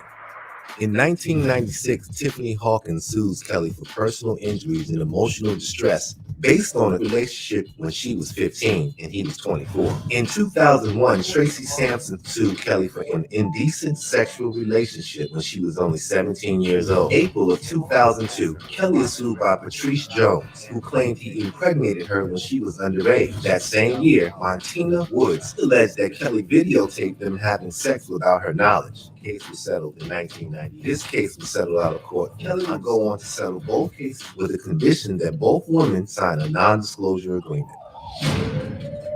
In 2002, Kelly is charged with 21 counts of making child pornography involving intercourse, oral sex, urination, and other sexual acts. He is accused of videotaping each of those acts and enticing a minor to engage in them. As a result, he is arrested based on a video that was anonymously sent to the Chicago Sun-Times earlier that year. The police verified the authenticity of the tape with the help of the FBI. Kelly would escape another 12 counts of making child porn in Florida, where once again, he is arrested in his sunny Florida vacation home. During that arrest, police seized the camera which allegedly had photos of him having sex with yet another underage girl. Kelly would beat the case because his legal team proved that the police lacked sufficient evidence to justify a search of his home. As fate would have it, or perhaps lessons learned, Kelly seemed to steer clear of trouble for several years based on legal maneuvers within the court system. But maneuvers could only maneuver for so long, and Kelly would have to finally face a case that lied in wait. Walking past dozens of cameras and along a specially cordoned off path, R. Kelly arrived at 26th in California to begin the longest unresolved sex case in Cook County history. Kelly's defense team had sought to delay the start of the trial in the wake of a series of front-page stories in the Chicago Sun-Times, stories that attorneys say could taint the potential jurors. What they're talking about is what is or is not present in a video, and the jurors get to see that video. So they're not talking about something in the abstract. The jurors will look at it themselves and make their own determination whether it's there. Noticeably absent was the alleged victim in this case, a now 23-year-old woman who denies she's the girl on the sex tape, a girl who receives cash before engaging in acts of intercourse, oral sex, and urination with a man prosecutors say is R. Kelly. Jury consultant Bill Healy says the importance of her absence cannot be underestimated. With what seemed to be an airtight case of guilt, Kelly would go on to beat because the prosecution could not prove that the girl on the tape was underage, thus allowing the jury to find him not guilty on all charges. Sometimes it's easier to see things in others than it is to see in yourself. And given the opportunity to witness your own honesty and face your own truth, how likely would it be to willingly experience a horror you'd have no control of, or participate in a pain with no limitations of help or parental guidance, and still be subject to a child's innocence and a trust misguided, leading only to more abuse? The irony of such things are not only a reflection of what Kelly himself is accused of, but it is also at the hands of his cruel fate that unfortunately made him a victim of not just his older sister's sexual abuse, but also by a man who would abuse him, scarring him with a rape not soon to be forgotten.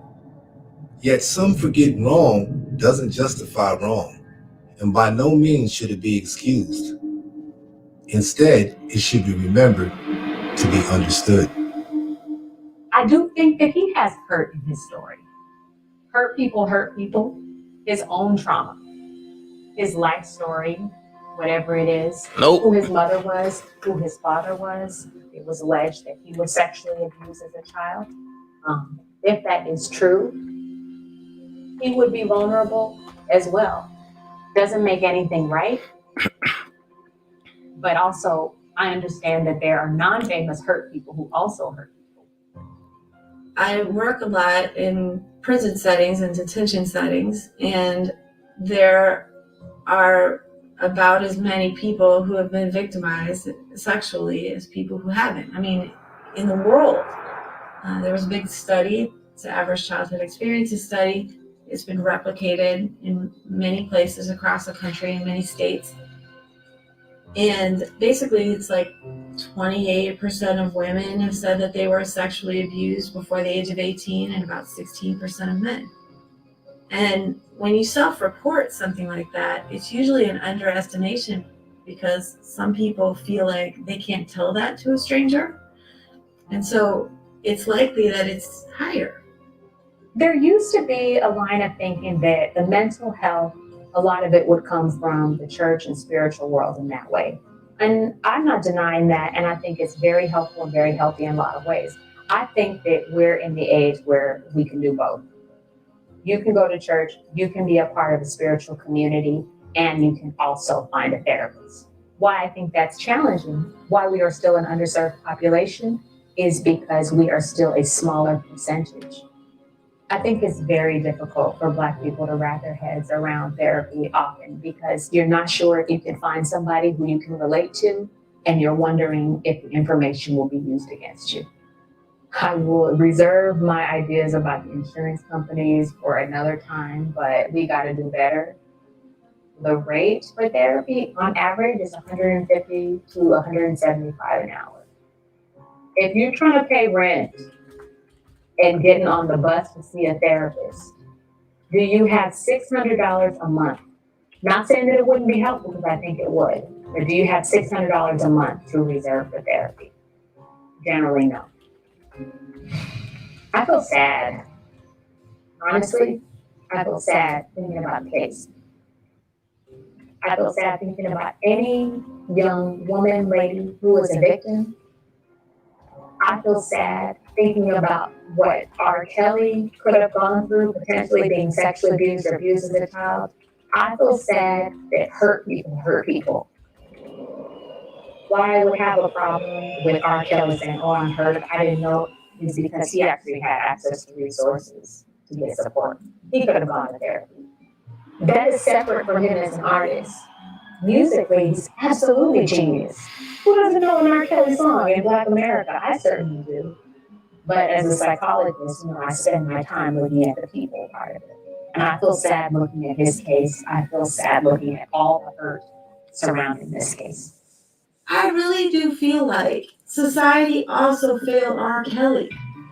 He has charisma and talent. He's got some amazing qualities. What if he was not allowed to victimize people?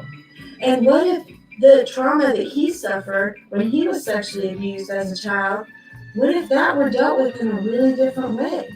Would we have this trail of tears following him? What if people around him, instead of funneling 13, 14-year-old girls to him, said, "I'm not going to do that. You got to get some therapy. You can't act like this. That's degrading to you, to your community, and I'm going to protect children." This would be a real different story. The story of R. Kelly isn't just about the story of R. Kelly.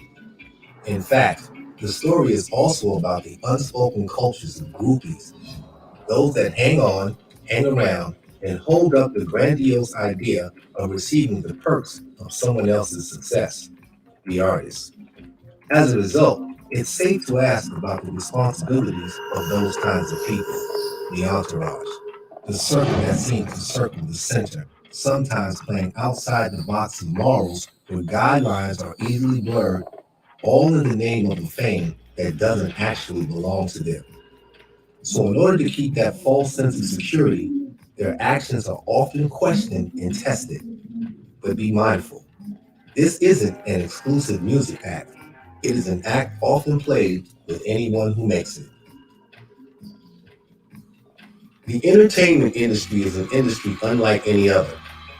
It's a place where stars are born and dreams are made, but it can also be a place of nightmares and horror stories, where the co-stars are personal assistants, stagehands, friends, and sometimes even family. Oftentimes, because of a star's celebrity and or recognition, the traditional ways of saying hello may come in the form of a note sent by the artist, delivered by one of their assistants, which in some instances actually makes that assistant an enabler. And depending on the outcome of the initial delivered introduction, it can also make them an accessory to rape, prostitution, and even solicitation of a minor.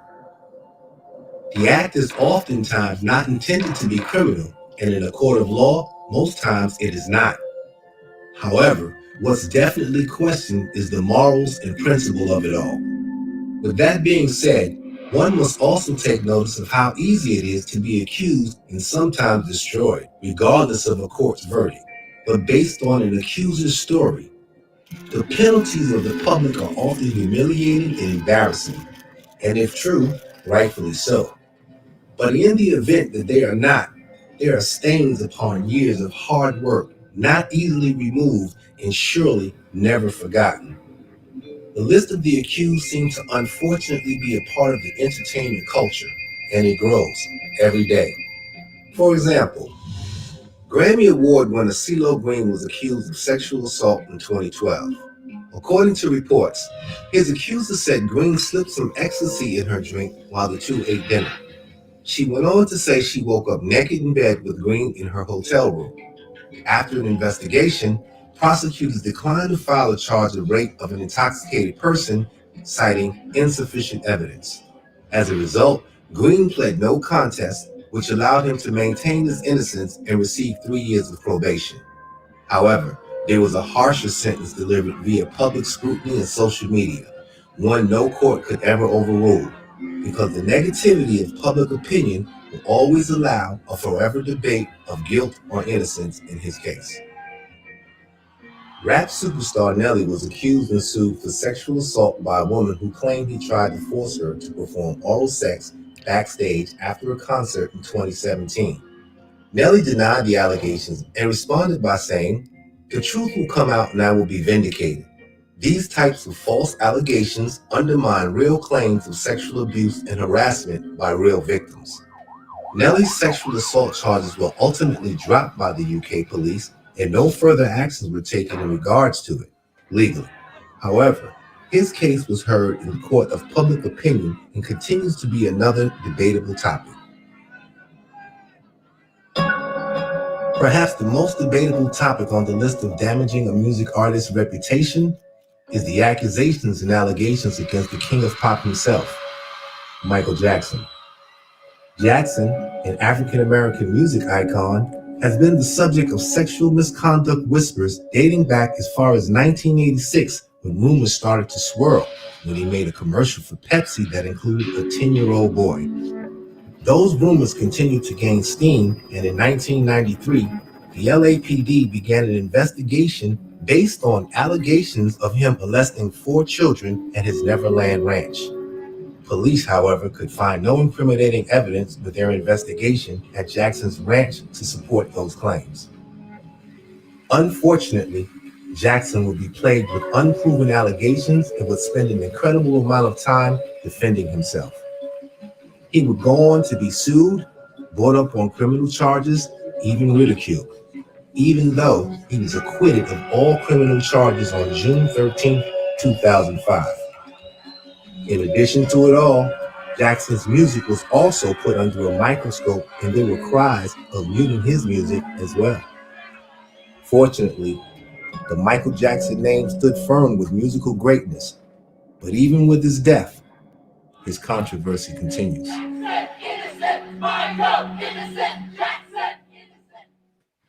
Unfortunately, sexual misconduct and allegations run parallel in entertainment. Oftentimes, we hear of cases and immediately question the validity of the accuser. And there are other times we choose to turn a blind eye, regardless to what we've heard. And perhaps that's based on the popularity of the offender and also on his or her star power. What usually happens is the accused has his or her day in court, and the evidence grants a firm conviction of guilt or innocence. A recent case that comes to mind is that of Bill Cosby, found guilty on 3 counts of aggravated indecent assault and sentenced to 3 to 10 years. Cosby has been accused by 60-plus women of sexual assault and drugging them. These accusations spanned for decades and finally, thankfully, came to an end. There are other cases that fall under the umbrella of sex crimes, but for whatever reason, they've somehow escaped today's social media-fueled exile or muting of their music. A few examples of this can start with the so-called king of rock and roll, Elvis Presley, accused of having an affinity for underage girls. Jerry Lee Lewis married his 13-year-old cousin even though he was married to another woman. David Bowie, accused of taking a groupie's virginity when she was 14 and he was in his mid-20s. Chuck Berry, caught paying a 14-year-old prostitute and would eventually be arrested for transporting a minor across state lines for immoral purposes. Right is right and wrong is wrong, regardless of color, or at least it should be.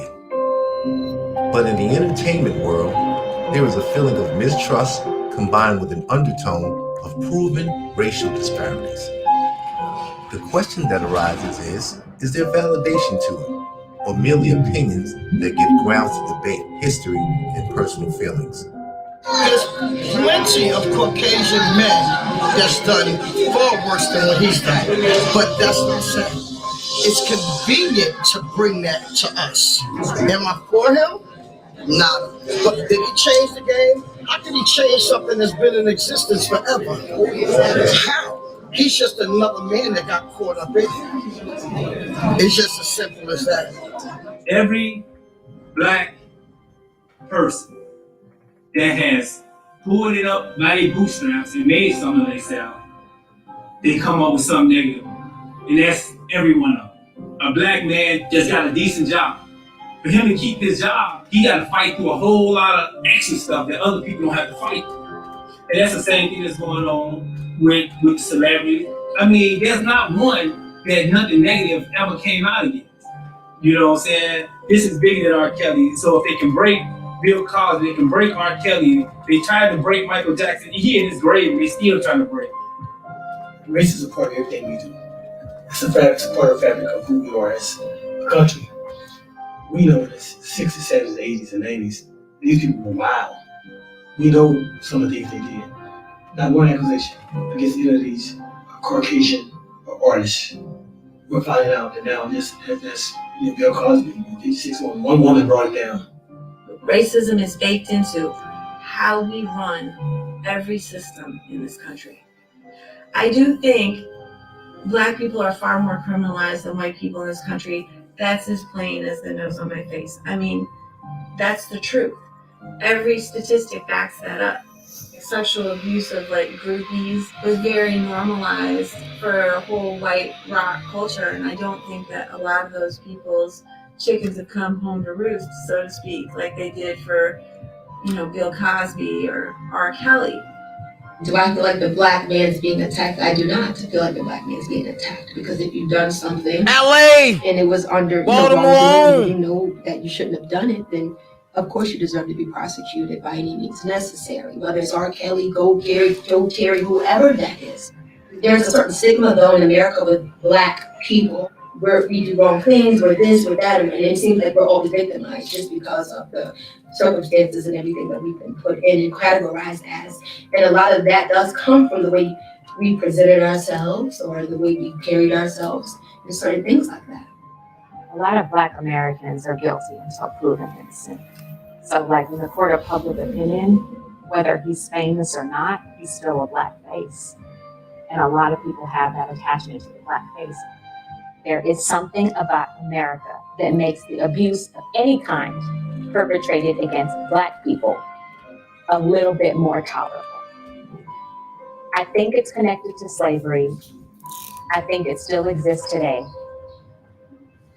The American palate will digest Black people being abused in general easier than they will digest white people being abused.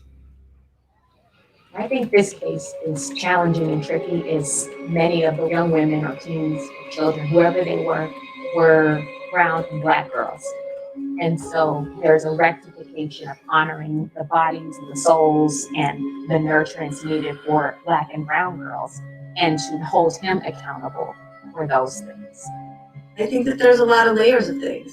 There's sexism, there's racism, there's classism, there's all these things. And so people can quickly say, oh, you're trying to keep him down. Well, I think it's unfair to ask if it's because of race that R. Kelly is finally getting busted, because it's actually because of his fame that he's been protected for as long as he has been. If it were just about that, he would have been sought after like 2 decades ago when a lot of this stuff first came out, if people were that hungry for him. I don't think that this case would have gone on so long. I don't think he would have been apprehended so late if these were white women. It's not right. I'm not saying that, any suffering on any person should occur, right? But what I'm saying is I have a very hard time believing that if this were 20 years ago in the 90s and he were being accused of apprehending young white girls, 14, 15, whatever age, I think he would have been apprehended very quickly. I don't think we'd be in 2019 talking about this drawn out case. The women that have come up with these false allegations, I mean, they know that. And they're even using that, saying, well, no one wants to listen to a Black woman. And so there's race right there. This is not about a Black man, I do not believe. We don't even need to bring race into it to see what this is all about. Is it possible? Do they take down white men? Absolutely. Do they take down Black men? Absolutely. So I can't make that distinction yet. This is a question I get a lot, which is, why do you think all the women that have come forward are Black? Where's the white women coming forward? And of course, the initial knee-jerk reaction to that may be, well, maybe Robert doesn't like white women.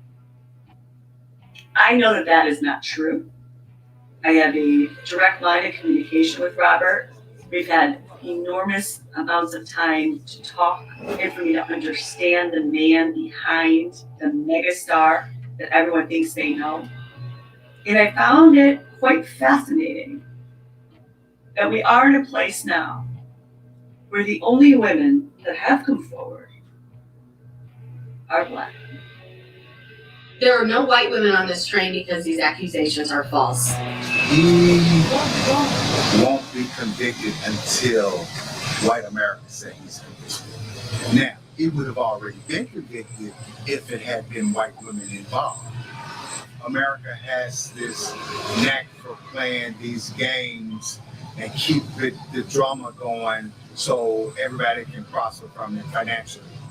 I personally think that he will be liberated because there was no white women involved. And that's just my only unbiased opinion. The race ain't us, Black and white. The race is us. It's Black and Black. That's what we got. Or African American, whatever one you wanna put yourself in, whatever category. Because we are the ones that's fighting each other on this. The white ain't did nothing. It ain't the Asians, it ain't the Spanish, none of them have been the major force or the major fight. They letting this play out with us. This is nothing about no race war because we don't have any Caucasian victims. Now, if we had a couple Caucasian victims, you would see a race war. Because you know why? He'd be done.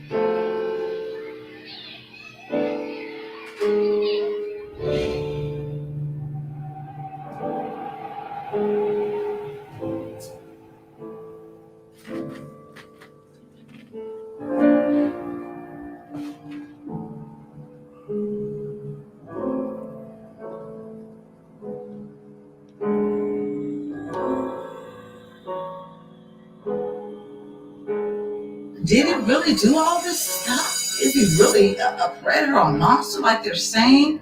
Race is a part of everything we do. It's a part of fabric of who we are as a country.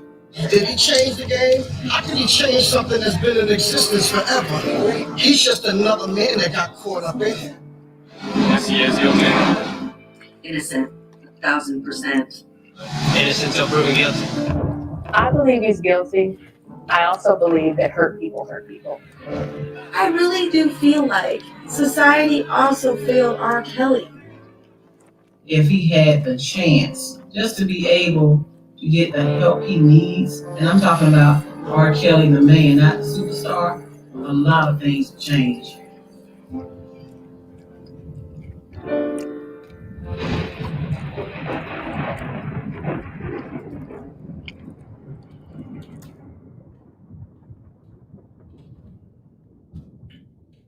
Next on part 2.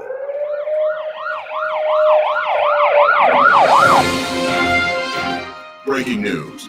Controversial R&B singer R. Kelly has just been arrested outside of Trump Tower.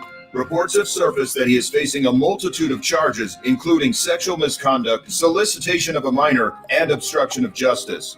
We will continue to follow this story and update you as the details come in. I think this is completely selective. I think this is targeting him.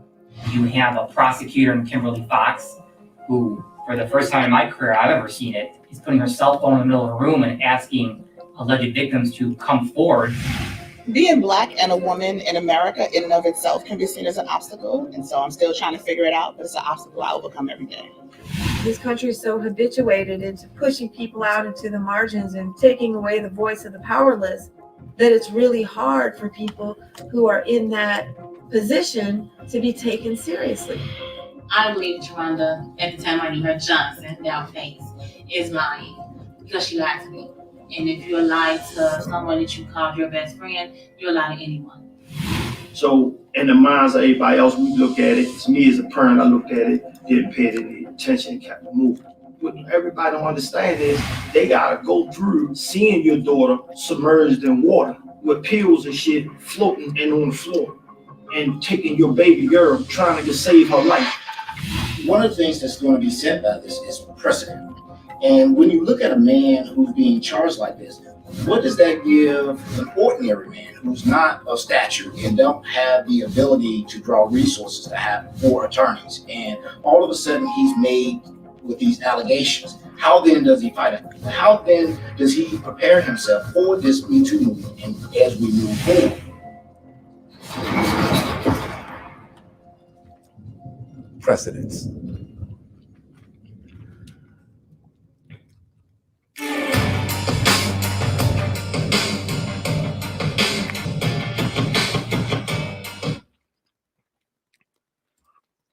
Man, here's what I'm gonna say. Tomorrow, we're gonna go with page 2. We're gonna go part 2 tomorrow, and we're gonna break that down. I see some trolls in the chat. I really don't feel like being bothered because I'm about to get up off of here. But it's funny. It's cool. It's hilarious. But like I was saying, R. Kelly is going through a trial again. This trial is a repeat, just with bigger charges. But it's a repeat. Same charges, just named differently.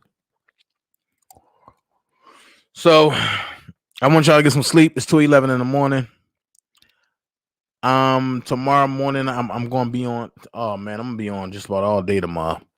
Tomorrow morning at 11 o'clock, I'm gonna start off with reclaiming your birthright. 11:30, 11:45. I'm gonna jump into Donald Trump versus Joe Biden, and then from there, I'm gonna jump back into President's Part 2. Dana, yep, it's tough to get through situations dealing with the nature of these allegations. Exactly.